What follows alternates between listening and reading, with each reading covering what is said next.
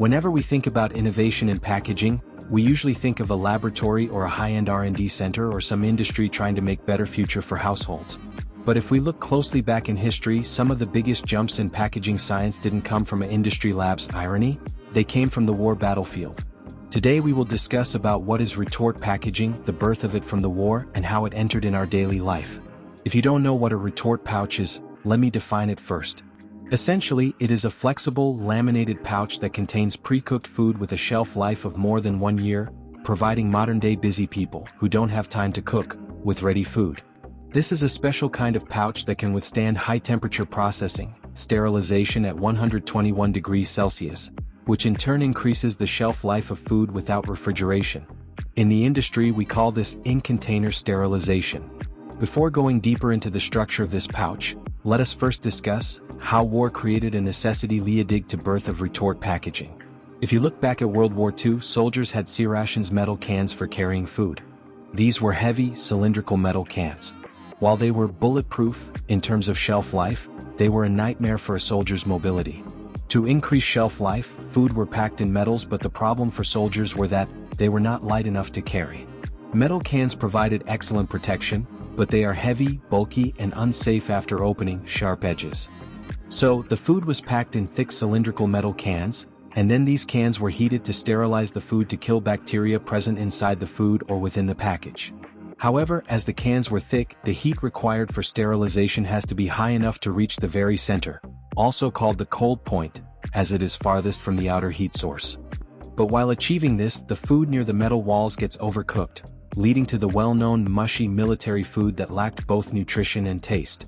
The military required something thin, lightweight, and a high-barrier material to transport food for soldiers. Later, this need resulted in the development of the retort pouch. Later, after the World War II in the 1960s, the U.S. Army was tasked with finding a flexible can. They didn't do it alone. It was a massive collaboration between the military Reynolds Metals Company and Continental Flexible Packaging.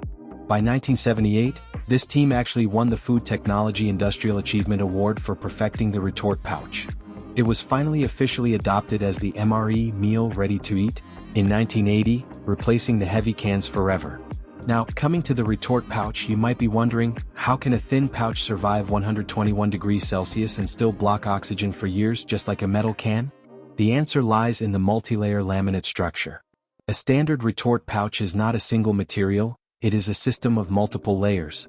Outer layer, PET, provides strength and thermal resistance. It survives the retort process without deformation. Middle layer, aluminum foil.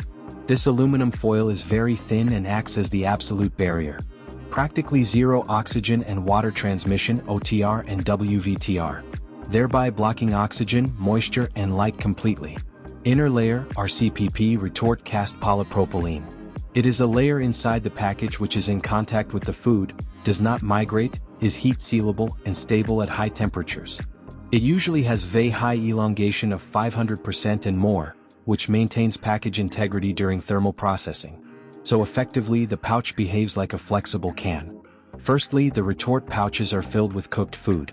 These pouches are then heat sealed and placed in a chamber or container where high temperature is applied. The temperature provided is around 121 degrees Celsius for 15 to 30 minutes in order to sterilize, that is, to kill the microorganisms present inside the food and within the packaging. During this sterilization, the package generally expands as the food inside starts to boil. This expansion can lead to bursting of the package. However, the retort-grade CPP used as the inner layer is a special material with high strength and high elongation, which provides burst resistance. Thus, the retort pouch is able to survive this sterilization process. If we use normal packaging like chips or biscuit packaging, it would burst during the sterilization itself. Sometimes, for gravy or liquid food, the sterilization process leads to more vapor formation inside the package, increasing internal pressure. In such cases, an additional layer of nylon, polyamide, is used in retort packaging.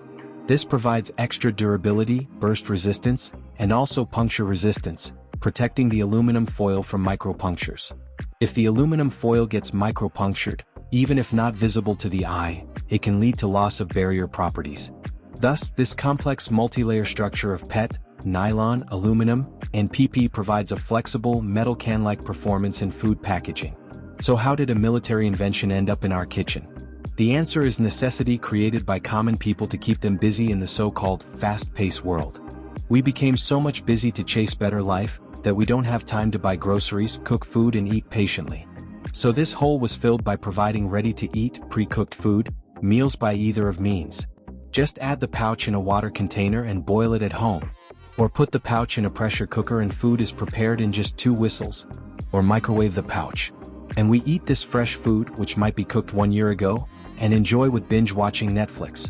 So next time you tear open a ready-to-eat pack, remember, you are not just eating comfort pre-cooked food but devouring a food which was originally designed to win a war. And that's why the history of your package isn't just about convenience, it's about how extreme necessity drives the most durable science.